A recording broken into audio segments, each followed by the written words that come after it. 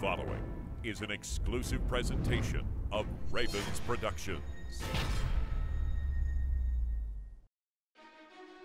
This week on Ravens Report, we sit down with head coach John Harbaugh, go back to the classroom as two of the all-time greats break down game film. Plus, we've got you covered for Sunday's game against the Broncos.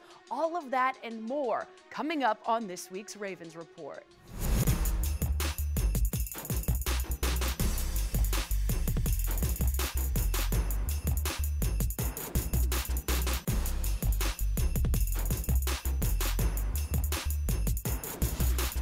Hey everyone, welcome to our Week 3 edition of Ravens Report. From the Under Armour Performance Center, I'm Erin Hawksworth. The Ravens have had 10 days of rest and are hoping to get back on track against the Broncos on Sunday in Baltimore. The Ravens are off to a 1-1 start to the season, and that's not a bad thing.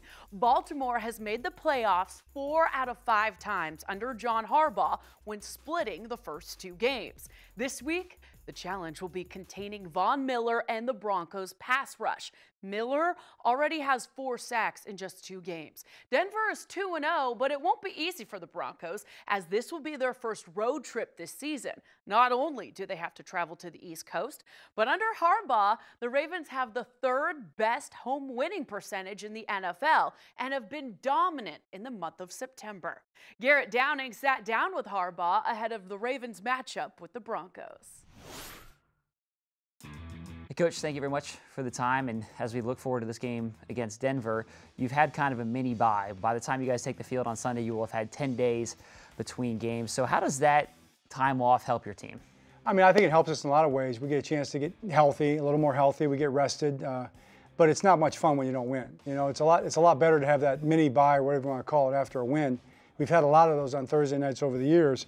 This is one of the rare losses that we've had on a Thursday night, and it's really kind of been brutal. You know, it hasn't been fun at all. And we just want to get to Sunday and play the game. I mean, that's really where we're at right now. So that's our focus, and guys want to play football. One thing that'll be fun about Sunday is that Ray Lewis is going to be there. Of course, it's kind of a celebration of him for going into the Hall of Fame. He'll get honored before the game, and then there's a ceremony at halftime. You know, it's been 5 years. It's hard to believe since he played. But when he's in the building, I think the fans feel that energy. Is that something that you guys actually on the sidelines in the locker room, can you feel that too? Oh yeah, I mean, you know it. I mean, it's amazing. You know, it's amazing. And, you know, we want to play good football. That's our job. Our job is to go out there and to honor Ray Lewis by playing Raven football. You know, the kind of football that he established, you know, and that's what we're talking about. That's what we want to do, and that'll be our goal as a football team.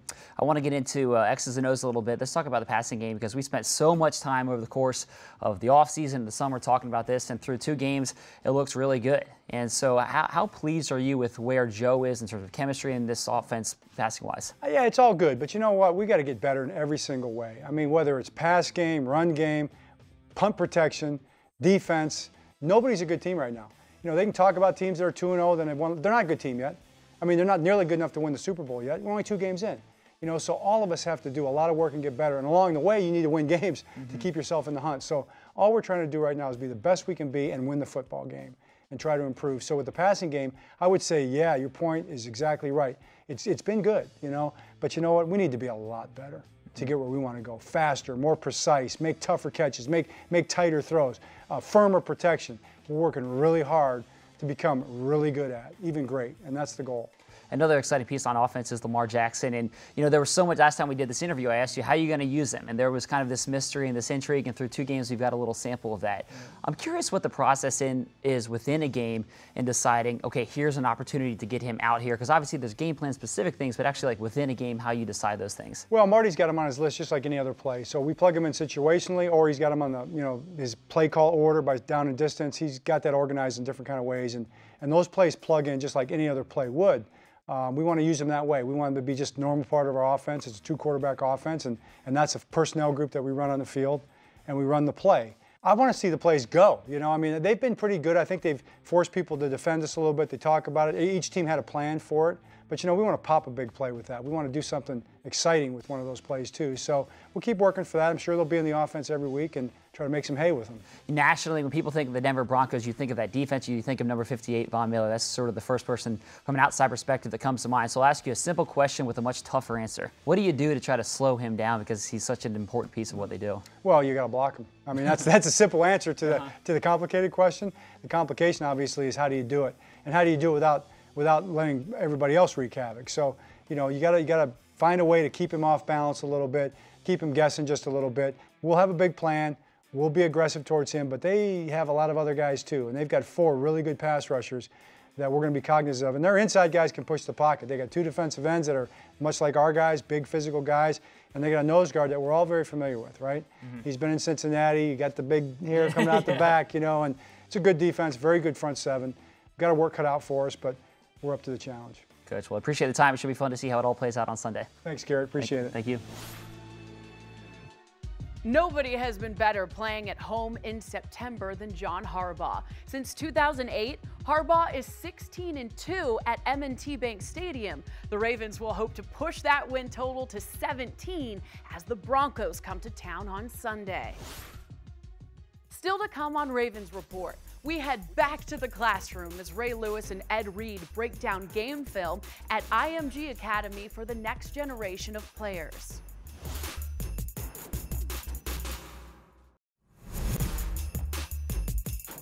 On Monday, Ravens legend Ed Reed partnered with the Ravens and Verizon for the Pass It Forward campaign. Ed visited the Maryland State Police headquarters as well as MedStar Harbor Hospital to meet and thank police officers, doctors, and nurses for all that they do. This Sunday will be very special as Ray Lewis will be back in Baltimore for his Hall of Fame celebration.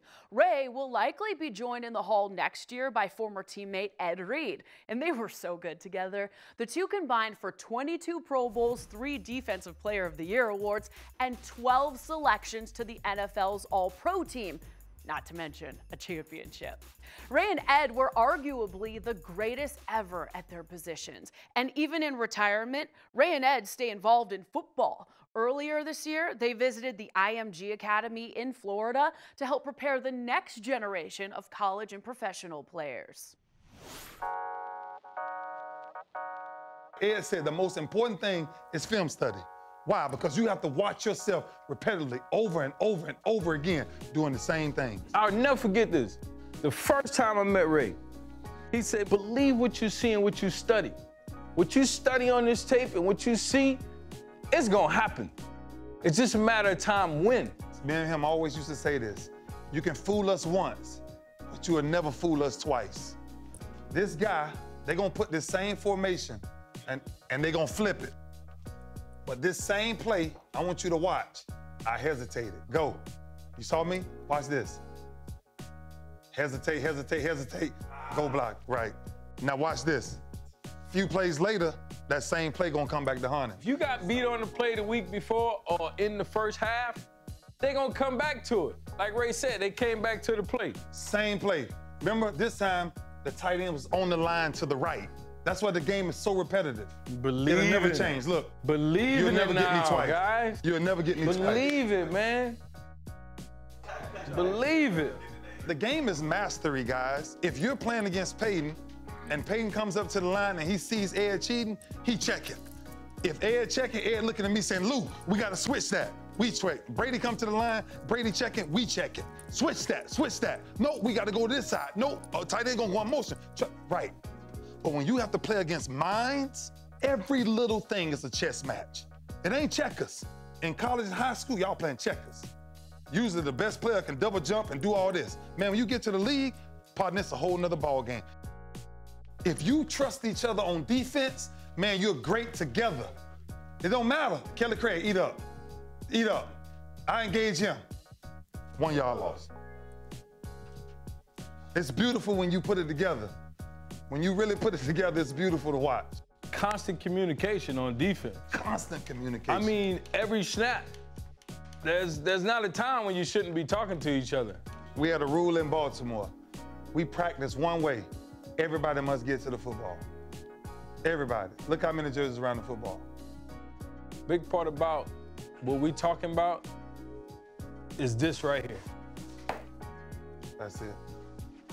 Red Tate, how many times I stopped training camp meeting and be like, Coach, hold up. We got guys that ain't taking notes. There's not one word, if you haven't heard it before, if you heard it 1,000 times, that you should not write down. That's the only thing that creates mastery, man. That's how when you see guys making plays, you're like, how he made that play? It look like he guessing. He ain't guessing. Your instincts took over. You done wrote everything down that you done saw. You done drew up the plays. You done talked it over with your brothers. First time in the history, ever, that 2 defensive players of the year went back-to-back from the same team. It ain't because of nothing we said. It's because of the work we put in. It's because we was laying on our backs after every night, sick, passed out, and do not want to get up the next morning. But when that light come on, we gotta be working. We gotta be working. We saw Ray Lewis, Ed Reed, and Terrell Suggs control the Ravens defense for years. Now a new era of young defenders are trying to make their mark. Last season, Matthew Judon was second on the team in sacks with 8, and his role on this defense is only growing. Not to mention, he has one of the biggest personalities on the team. Now, off the field, Matthew is making an impact as well. He was an active member in the Baltimore community and has carried over that commitment to 2018. Here's what I believe with Matthew Judon. Hi, I'm Matthew Judon, outside linebacker for the Baltimore Ravens. I'm currently in my 3rd year, and I'm from West Bloomfield, Michigan.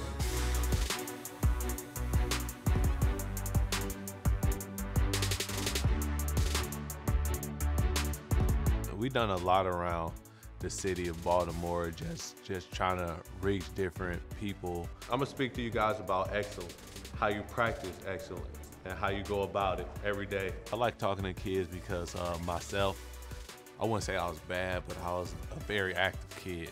And I understand the frustrations of sitting in a classroom where you think people don't understand you. Going and talking and communicating with kids, and that's really big to me because I want kids to understand that they can be themselves. They can, be loud, brash, creative, but it's different places and different avenues you go about that. Me, I always try to tell the kids my story because maybe, I'm sitting in that crowd listening to my story, and it helps that one young kid. Unfortunately, bad things happen every day, and when you're young and you see that, as an athlete, we're looked up to. Just getting out there, showing your face more and more, they understand that they have a place to go or people to talk to in a time of need. I'm Matthew Judon, and this is what I believe.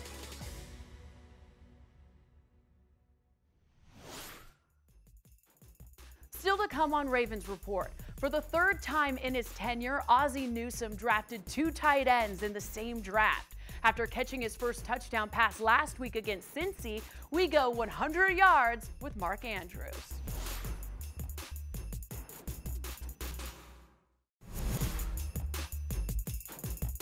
All right. You guys excited to be here? You guys excited to be here? I don't know if I feel the energy. You guys excited to be here? Yeah. All right, I like it. It's the inaugural season of the Flock Above program. We got a group of 10 guys that applied to be in the program, and over the next 9 months, we're gonna have a mentoring relationship comprising of Baltimore Ravens staff, Baltimore Ravens players, coaches, and we are taking a hands-on approach with mentoring. We're going to teach them about different life lessons, different pieces of information that we feel will be relevant to them for their development as young men. First of all, this is an honor and a blessing to be up here in front of you all.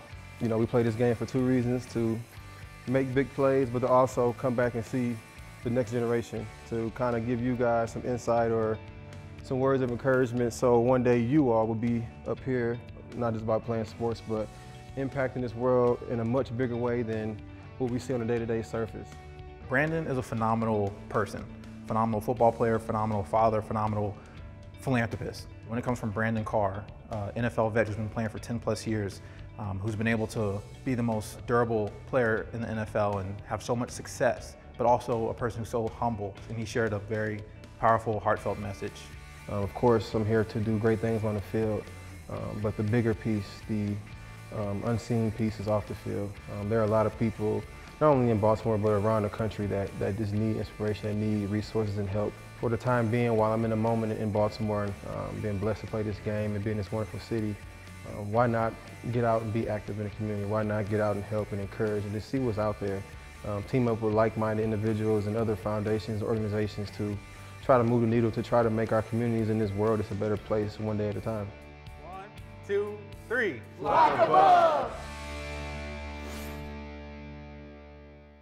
Welcome back to Ravens Report. I'm Erin Hawksworth.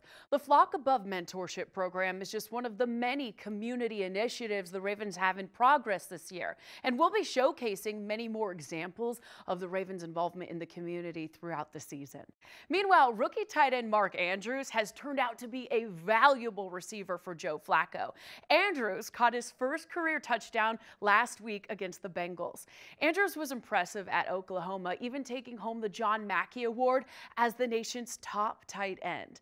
The rookie has been a huge boost for the Ravens, who await first-round pick Hayden Hurst's return from injury.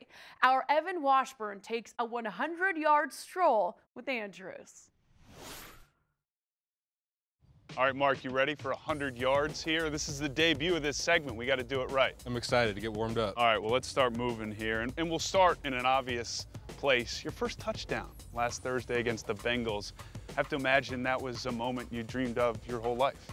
Yeah, it was so exciting. You know, to see all your kind of dreams come true and to finally have that moment to score in the end zone was just an incredible feeling.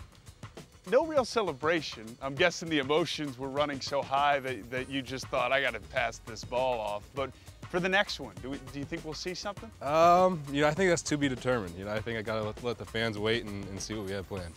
Now, soccer is a big part of your background. Fans might not know this, but he was a very accomplished soccer player.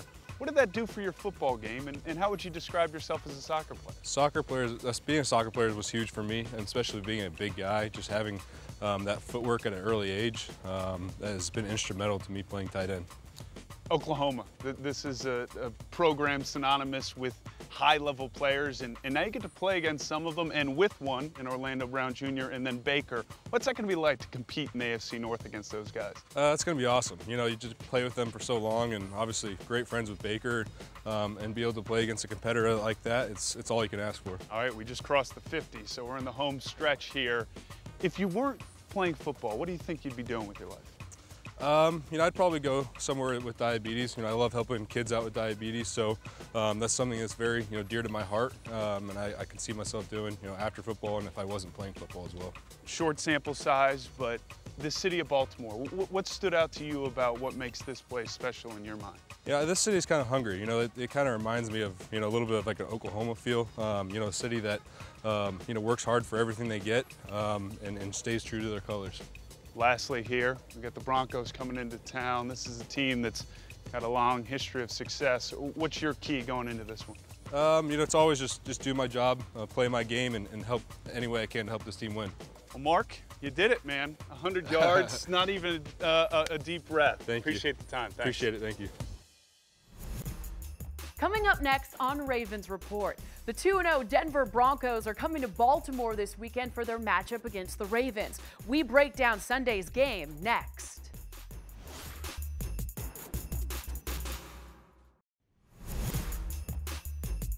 Single game tickets are now on sale. Reserve your tickets now for the 2018 season. Get your tickets at 410-261-RAVE or BaltimoreRavens.com/tickets.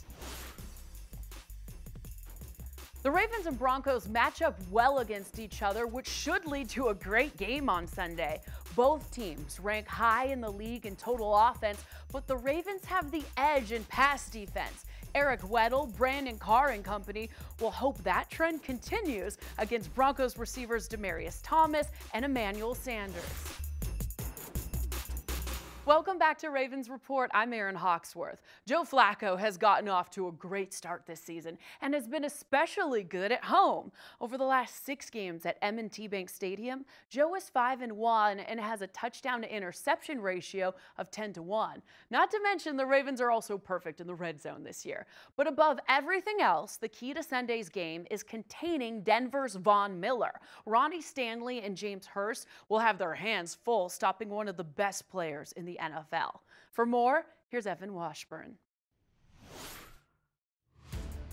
The Denver Broncos provide a big challenge for the Ravens this Sunday because they look like one of the more balanced teams in the AFC. Now, that being said, their strength is still on the defensive side of the ball, and coming off the edge, Von Miller appears to be on that MVP caliber pace with 4 sacks in his first 2 games, and this is after a relatively down season in 2017. Now, offensively for the Broncos, they seem to have steadied the quarterback position with a vet in Case Keenum, who's had some success against the Ravens in the past. In 3 career games, he has a 2-1 record. Now, Keenum did miss practice on Wednesday with what's being called a knee injury, but all reports are that he will suit up on Sunday.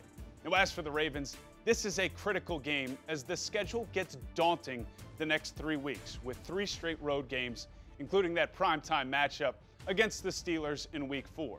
But this team can rely on the fact that they have balance as well and some dynamic playmakers on both sides of the ball, and the stats reflect it at least through the first 2 weeks of the season. The Ravens are currently ranked in the top 10 in both offense and defense. Should be a fun one on Sunday. We'll see you there. As John Harbaugh said earlier this week, nobody in the NFL is a good football team yet. He has a point. The Ravens will attempt to get back on track with a win at home versus the Broncos. Denver has won 3 straight regular season matchups against Baltimore, so the Ravens will try to break that streak on Sunday. Perhaps the team will get a boost from Ray Lewis, who will serve as the legend of the game and be given his Hall of Fame ring during the halftime ceremony. Before the game, Ray's Hall of Fame bust will be on Ravens Walk, and fans can stop by and take a picture with it. And every fan in attendance will receive a Ray Lewis Hall of Fame coin upon entering M&T Bank Stadium. You won't want to miss it. Enjoy the game, and thank you so much for watching. We'll see you next week on Ravens Report.